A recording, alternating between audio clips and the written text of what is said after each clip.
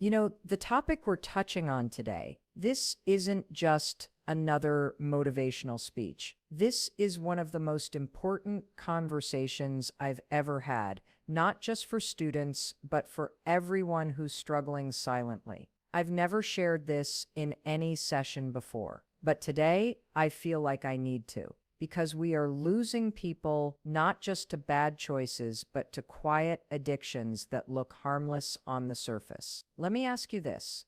How many of you feel like you're always connected, but more alone than ever? How many of you wake up and the first thing you reach for is your phone, not because you want to, but because you have to? This is what we're going to break down today. There are two major problems in student life, and to be honest, these are the same problems many adults carry into their later years. But if you understand them early, you can break the cycle. The first is this: we start walking down the wrong path, sometimes knowingly, sometimes unknowingly. And what is this wrong path? It doesn't always start with something extreme like alcohol or drugs. Often it starts with the little habits that chip away at your focus, your ambition, your potential. Spending hours on social media, mindlessly watching reels, scrolling at 2 a.m.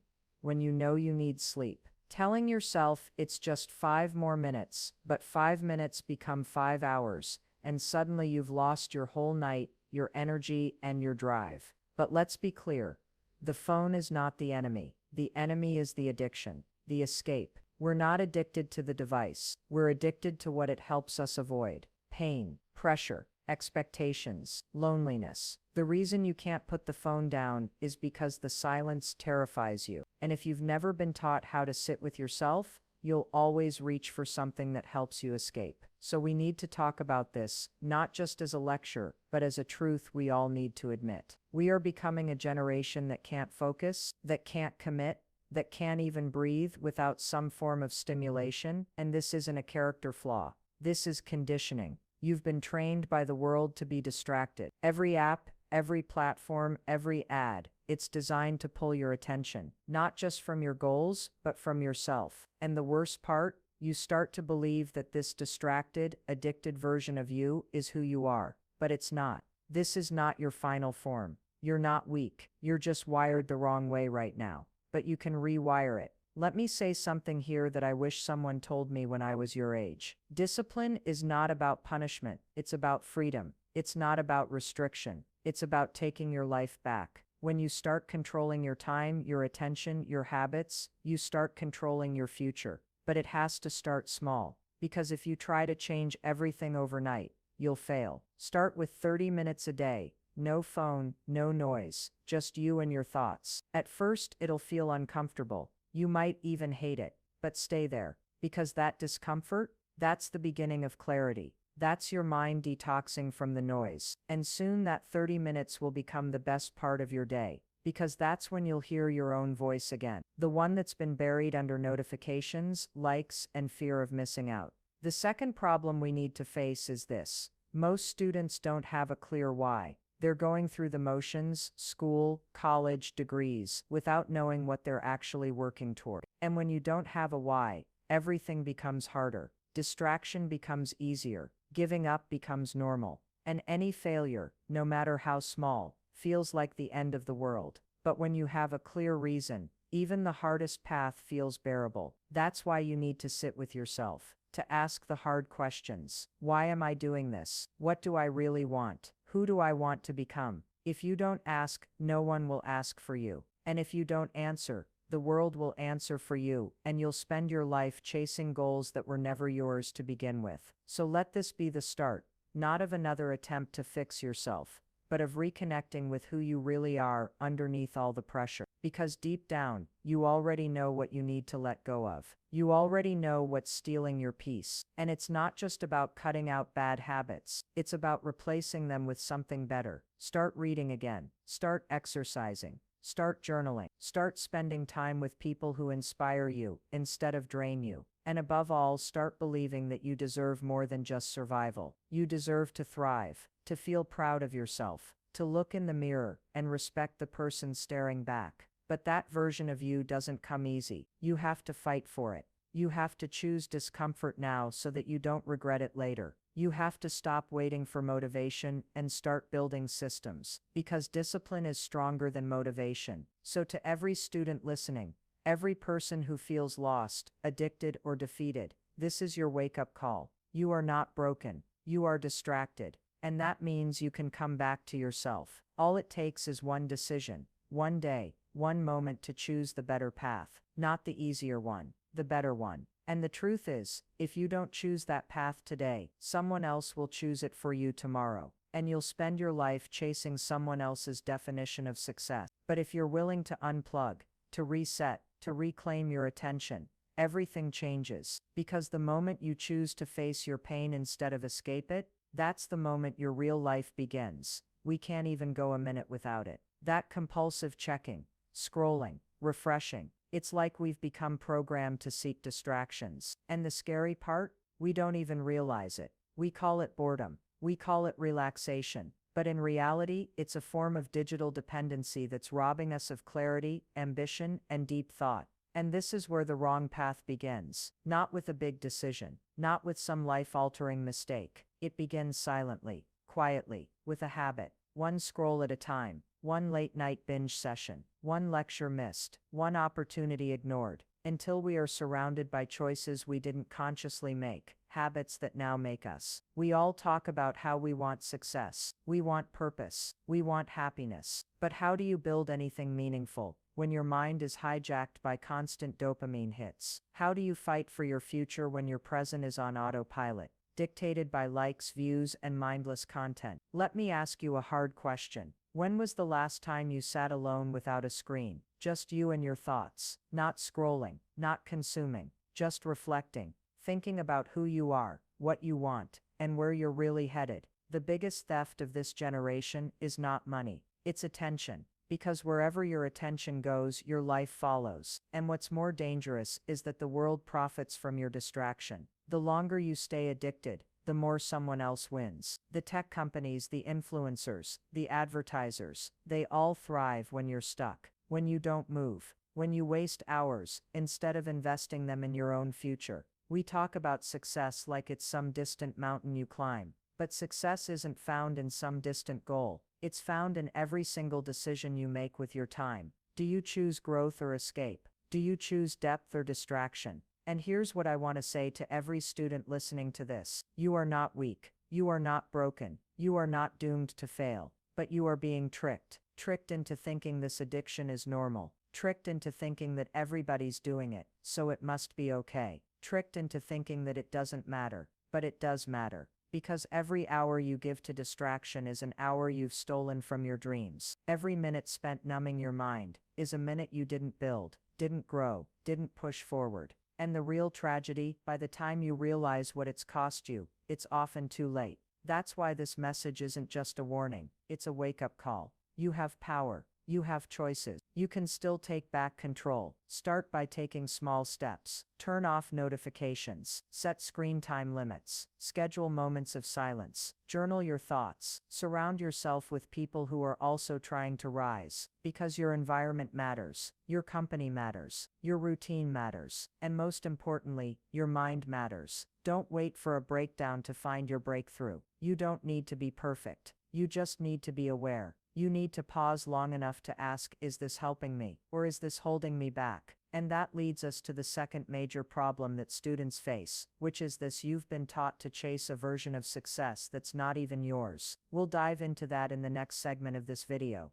But for now, your future isn't destroyed by one bad decision. It's built or broken by thousands of tiny ones. And the most powerful decision you can make today is to reclaim your attention. And here's the part that most people miss. It's not just about wasting time or losing focus. These addictions rewire our brains. They change how we think, how we feel, how we see the world. The same person who once had dreams of changing their family's future or building something meaningful slowly becomes someone who can't get through the day without endless scrolling, meaningless dopamine hits, and a sense of always needing something more. Now you tell me, how can a distracted mind ever become a powerful one? The enemy isn't just outside, it's inside. It's in the choices we repeatedly make. It's in the lies we tell ourselves. Just 5 more minutes. I'll start tomorrow. Everyone else is doing it too. But every time we postpone our purpose, we build a life we never wanted. And one day we wake up,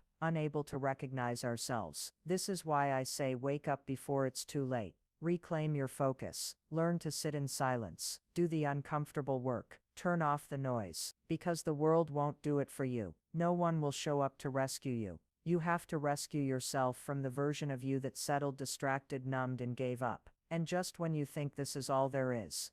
Here's another truth that many are too afraid to talk about. Let's shift the focus now. Let's talk about something that pierces through the silence. Something that is happening in quiet rooms, in quiet marriages, in quiet lives, all over the world. A pain that is invisible to others, but overwhelming for those who carry it. Let's talk about infertility. You know, in a world obsessed with timelines and expectations, there are some journeys that don't follow the rules. For some people, it starts simply a dream of holding a child, building a family, nurturing life. But what begins with hope slowly gets replaced by silent heartbreak, month after month, test after test, doctor after doctor. And the cruel part, no one prepares you for this. Society doesn't teach you how to grieve the child you've never had. There's no language for that loss. You're surrounded by people who mean well but don't understand. You're expected to smile through it. Attend baby showers, answer questions like when are you planning kids, as if your body isn't already screaming a different reality. This is a pain that doesn't show up on the surface, but it changes you.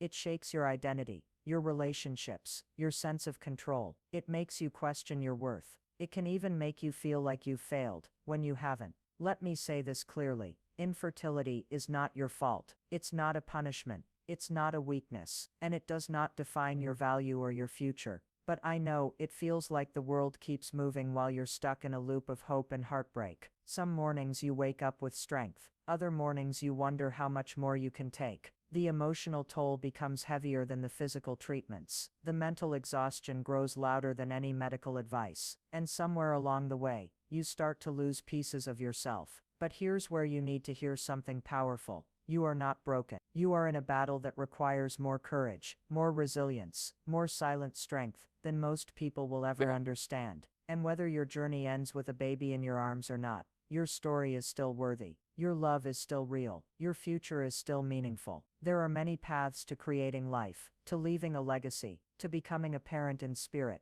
even if not in biology. But first, you must heal. You must grieve. You must stop hiding your pain just to make others comfortable. And if you are someone who's never faced this personally, let me say this too. Don't minimize someone else's pain just because you don't understand it. Be kind with your words. Be gentle with your questions. Some of the strongest people you know are quietly carrying grief you'll never see. We must create a culture where people feel safe to talk about this, where women aren't made to feel ashamed for something beyond their control, where men aren't made to feel useless or weak for struggling silently, where couples are supported, not judged, for their journey. This is not just a woman's issue. This is a human issue. And when we begin to talk about it openly, we begin to take away the shame. We begin to give people their voices back. We begin to say, you are not alone. You are not less. You are not forgotten. So if you're watching this and your heart is heavy, know this. Your life still matters. Your love still matters. You are still enough.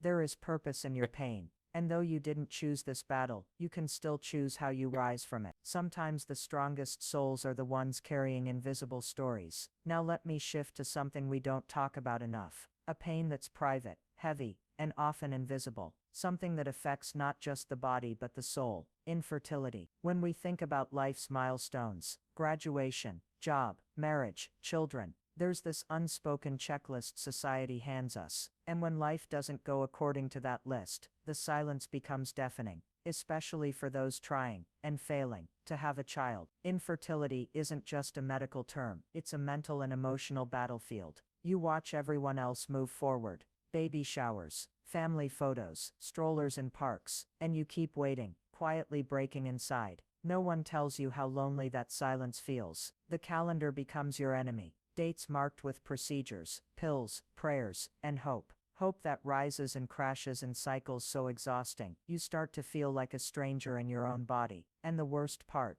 the world rarely sees it, because you still smile, still show up, still pretend everything is fine, while carrying grief that has no grave. And then come the questions, innocent on the surface. devastating underneath. When are you having kids? Don't wait too long. Every comment feels like a knife. Because what people don't understand is infertility is not a choice. It's not a delay. It's a silent war no one trained you for. But here's what I want you to remember. Your worth is not tied to your ability to conceive. You are not less of a woman. You are not less of a man. You are not less of a human being. You are carrying a kind of strength most people will never understand. The strength to hope again, even after every door seems to close. This journey doesn't just break you, it shapes you. It forces you to confront the deepest parts of your identity, your relationship, your beliefs, and your patience. It reveals who's really standing beside you, who can hold your pain without trying to fix it, who respects your silence without demanding answers.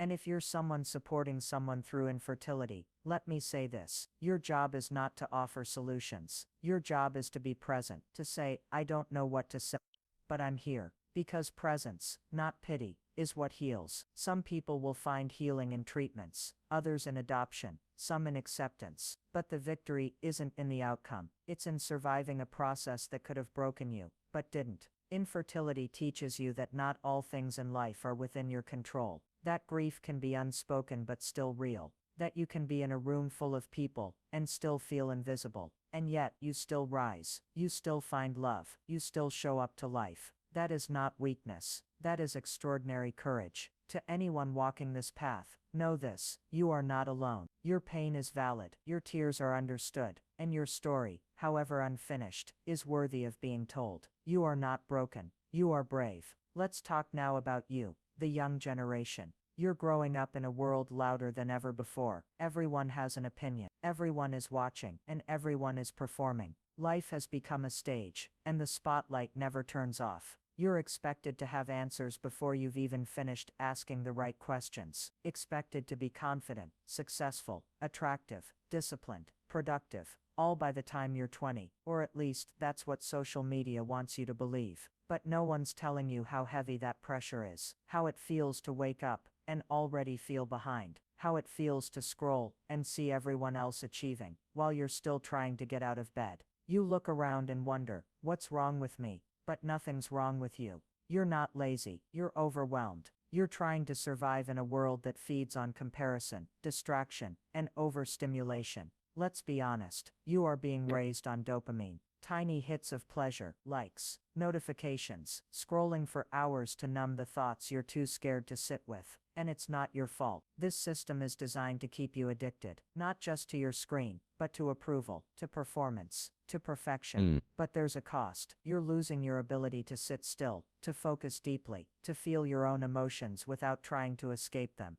And perhaps most dangerously, you're losing your connection with yourself. You're becoming a stranger in your own mind. And let me say this as clearly as I can. You are not your productivity. You are not your exam scores. You are not your number of followers. You are not the career title you're still chasing. You are not a machine designed to prove your worth every second. You are a human being, allowed to rest, allowed to fail, allowed to not know what comes next. But the world won't give you that permission. You'll have to give it to yourself. You're not broken if you're lost. You're not broken if you're confused. In fact, being lost is often how the real journey begins. The greatest transformations happen when life brings you to your knees, when the distractions stop working, and you're finally forced to ask, who am I without all this noise? That's where your power starts to awaken. Real growth doesn't happen when everything is going well. It happens in the quiet moments when no one's watching. When you choose discipline over dopamine, purpose over popularity, silence over noise. It happens when you say no to shortcuts, and yes to the long, uncomfortable process of becoming real. And if you feel like no one understands what you're going through,